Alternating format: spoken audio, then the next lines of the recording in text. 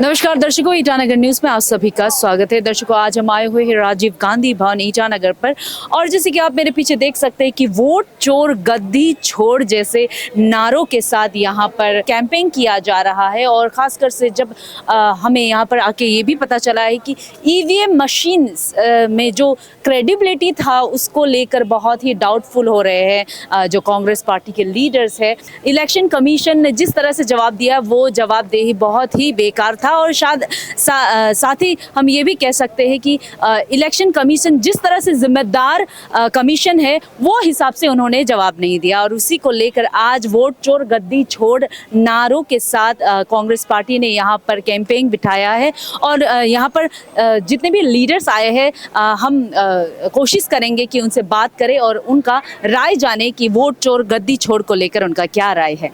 तो as a youth president, जिस तरह से अभी जो बीजेपी सरकार पर वोट चोर की बहुत बड़ी जो एलिगेशन लगा हुआ है, बहुत ही हिस्ट्री में पहली बार हुआ है इंडिया में कि इस तरह का एलिगेशन लगाया हुआ है जो सरकार बैठे हुए हैं। तो अभी आप और क्या करना चाहेंगे और जो youth as a youth president क्या कहना चाहेंगे आने वाले यूथ्स को? सबसे पहले तो कांग्रेस पार्टी की ये बीजेपी को एलिगेशन नहीं है। हमारा नेता माननीय लोकसभा की जो अपोजिशन लीडर हैं राहुल गांधी जी ने फुल प्रूफ के साथ बीजेपी के किस तरह से चोर किया है वो पकड़ के ईसीआई को बताया कि इस तरह का चोर चल रहा है देश में, चोर करके किस अपना सरकार चला रहा है। ईसीआई को बताया, ईसी का तरफ से कुछ एक्शन नहीं था। इसीलिए राहुल गांधी जी का नेतृत्व में देश भर में एक मुहिम चलाया। अभी फिलहाल तो बिहार में चल रहा है बहुत अधिकार यात्रा। खुलेआम राहुल गांधी जी ने बीजेपी ने किस तरह से वोट चोर किया है सबके सामने खुलेआम खुला किताब रख दिया है। ये बीजेपी बोलता था ये 20-40 साल 30-40 साल राज करेंगे। बाद में पता चलता है ऐसे तो मुमकिन नहीं, ऐसा कोई पार्टी की देश को आसानी से 30-40 साल राज कर सके। बाद में पता चला ये एक चोर डकैती करके सरकार बनाने वाला चीज़ है। ये गुजरात मॉडल जिसको बोलते हैं ना, वो गुजरात में जिस तरह से सरकार चलता है वो गुजराती मॉडल बोलते हैं, गुजरात मॉडल बोलते हैं। वो चोर करके वह सरकार बनाते हैं। जिस तरह से चोर करके गुजरात में सरकार बनाते हैं, आप देश को चोर करके वही सरकार सत्ता चलाने का कोशिश कर रहा है। उसके खिलाफ देश भर में ये हमारा कैंपेन है कांग्रेस पार्टी की तरफ से कि वोट चोर को हम ख़त्म करेंगे। आने वाला समय में उसको बड़े लेवल पे और ऊंचा आवाज़ में हम लोग इस तरह का प्रदर्शन करने का निर्णय लिया है। हमारा यूथ को, खास करके अरुणाचल की जो यूथ है, आप सभी भी जानते हैं अरुणाचल में किस प्रकार का वोट चोर होते हैं। वोट चोर अलग अलग प्रकार के होते हैं। किसी का नाम पे प्रॉक्सी वोट माना वो भी वोट चोर है। किसी को वोट मारने नहीं देना, पोलिंग बूथ तक पहुंचने नहीं देना, एक अकेला आदमी जाके वोट माना वो भी एक प्रकार का वोट चोर होता है। और जो हमारे BLS लोग होता है, जो बूथ लेवल के एजेंट होता है, जो पोलिंग एजेंट होता है, उनको अपना पोलिंग बूथ तक जाने नहीं देना, ये भी एक प्रकार का वोट चोर है। तो इस वोट चोर के खिलाफ ये बहुत बड़ा अभियान है कांग्रेस पार्टी की तरफ। इसमें हमारा प्रदेश की यूथ कांग्रेस सबसे पहले आगे आके ग्रास रूट में काम करने के लिए हमारा फौज तैयार है यूथ कांग्रेस को। और आने वाला समय में आप सभी भी देखेंगे, मीडिया फ्रेंड्स के थ्रू हमारा जनता को बताना चाहता हूँ कि ये वोट चोर जब से पकड़ा है, गड्डी किस प्रकार से बेता है, वो चोर करके बेता है, जब से ये पकड़ा है देश में अलग सा माहौल बना हुआ है। आने वाला समय एक बदलाव की समय हम लोगों को देखने मिल रहा है। तो जनता भी अभी सतर्क रहना बहुत ज़रूरी है। अपना वोट राइट को दिल से पकड़ के रखना है, किसी को अधिकार नहीं देना है। अपना वोटिंग राइट अपना खुद वोट करना है। इंडिविजुअल राइट होता है वोटिंग राइट, अपना एक पहचान होता है, एक आइडेंटिटी होता है वोटिंग राइट जो, तो उसको आगे जाके डेमोक्रेसी को बचाने के लिए, एक संविधान को बचाने के लिए उसको जड़ से हम लोग मजबूती बनाए रखना है। सबसे बड़ा राइट डेमोक्रेसी में क्या है? Voting right. अपना पर्सनल आपके पास क्या है? कुछ भी तो नहीं है इंसान। लेकिन आप चाहे अंबानी हो, अडानी हो या सड़क छाप हो, एक ही चीज बराबर है, वोट। अगर उसमें गड़बड़ होता है तो हर हिंदुस्तानी को ये सोचना जरूरी है। मैं तो कहता हूँ ये इलेक्शन कमीशन को इतना सारे ऑलमोस्ट एवरी अपोजिशन बहुत दिनों से, इवन बीजेपी भी जब अपोजिशन में रहा वो भी कहते थे कि ये जो ईवीएम सिस्टम है गड़बड़ है, डाउट करता है। ईवीएम को हटा के जो पुराना जो सिस्टम है, जैसे अमेरिका में भी हो रहा, अंग्रेज यूरोप में सब जगह में है, बैलेट सिस्टम होता है, वो करने में क्या दिक्कत है।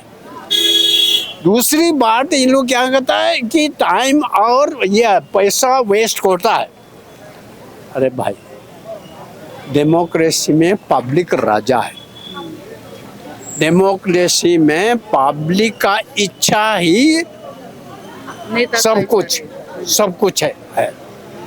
अगर पब्लिक चाहे, अगर खर्च ज़्यादा भी खर्च करके सही चीज़ हो तो कौन होते हो एक नौकर कहने के लिए नहीं खर्च ज़्यादा हो जाएगा, मैं काम नहीं करूँगा। क्या बात है, ये आम आदमी तक समझना बहुत ज़रूरी है। आपका राइट, आपको ठीक रखने के लिए आप कहते हो कि ये इस तरह से नहीं, हम उस तरह से करना चाहता है, तो आपका नौकर आपको कैसे रुकेगा। बात ये है, हिंदुस्तान का मालिक हिंदुस्तान का जनता है। हिंदुस्तान का जनता को अगर विश्वास नहीं है ईवीएम पे, तो ईवीएम को हटाने में क्या दिक्कत है। सर क्या हम ये कह सकते हैं कि जैसे आप के समय में जिस तरह से पॉलिटिक्स चलता था, कहीं ना कहीं एक जो आइडियोलॉजी है वो साफ सुथरा था कि आपका ये है और हमारा ये है, तो उसी को लेकर ही नारेबाजी किया जाता था और अगेंस्ट किया जाता था। तो क्या आज अभी तक हमारे जो पीएम हैं, आज तक उन्होंने प्रेस कॉन्फ्रेंस तो नहीं करवाया, आज तक उन्होंने कभी जवाब नहीं दिया, तो क्या इस तरह का जो पॉलिटिक्स है, अगर कांग्रेस सरकार आती है तो वो भी इस तरह से ही आजमाएंगी, क्या इसी तरह के पॉलिटिक्स को लेके जाएंगी? क्योंकि एज ए वेटरन पॉलिटिशियन पहले इस तरह से तो कभी नहीं होता था, तो क्या कहना चाहेंगे? कभी कांग्रेस समय में कभी ऐसा नहीं हुआ, और आने वाले में अगर हम अगर पोजीशन रहेगा ऐसा होने नहीं देगा और होगा भी नहीं। जैसे मनमोहन सिंह जी, डॉक्टर मनमोहन सिंह जी जो बाहर विदेश में जाता है, जब आके प्रेस कॉन्फ्रेंस करता था, प्रेस ब्रीफिंग, तो मोदी जी वो बोलता है हम हाईएस्ट जो आउटसाइड कंट्री विजिट किया है, वो एक बार ब्रीफिंग नहीं हुआ। और जितने भी एलिगेशन ब्रीफिंग, जब एलिगेशन जो कर रहा है, जो ब्रीफिंग नहीं करता है और एक्सप्रेशन नहीं करता, मतलब इज एक्सेप्टेड ना। अभी ना वेट टू वेट, अभी पास बोला 2 करोड़ नौकरी देगा, वो नहीं हुआ। और आपका जो 15 लाख हर जो हमारा जो व्यक्ति को देगा वो भी नहीं हुआ। No, this is final. जो अभी वो प्राइम मिनिस्टर बनने के लिए अपने सीनियर लोग को हटाने के लिए ऐसे एक फॉर्मूला लगाया, 75 ईयर्स जिसका हो गया वो कभी पोजीशन में नहीं होना चाहिए। पार्टी आएगा दी गवर्नमेंट मिनिस्टर और एमएलए एमपी। अभी उसका टर्न आ गया ना, 17 अभी हम बोला है स्पीड दिया, 17 सितंबर उसका 75 ईयर्स अटेंड होगा। देन व्हाट यू से, तो अगर वो नहीं हो तो फिर से लायर। सर लास्ट मेरा क्वेश्चन ये रहेगा कि जैसे कि जब भी बीजेपी सरकार आती थी तो एक आंकड़ा लेके उन्होंने हमेशा बोला है जैसे कि 400 पार, तो क्या वो जो कॉन्फिडेंट लेवल है यही ईवीएम मशीन की वजह से है सर? हाँ, वो उसका ईवीएम का द्वारा वो करने चाहता रहा, बट थोड़ा सा कंसेस हो गया।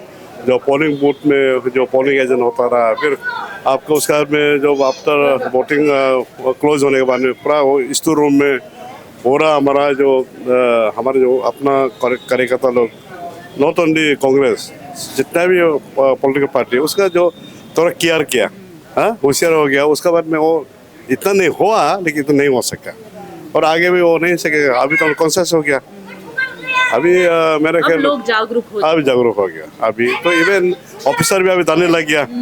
हाँ, एंड कांग्रेस ये ऑपोजिशन लाइक नहीं है रूलिंग होते we are not fit for the opposition. BJP चलाते वो they are not fit for the ruling party, they are fit for the opposition only. यही है, यही फर्क पड़ता है। तो अभी कांग्रेस हम चुप था, अभी देख के अभी चुप होना ठीक नहीं होगा। मेरा जो आपका जो कॉन्स्टिट्यूशन को ख़त्म कर रहा है, अपना राइट्स को ख़त्म कर रहा है, वो ऐसे होने नहीं देगा। अभी हम लोग जागरूक हो गया।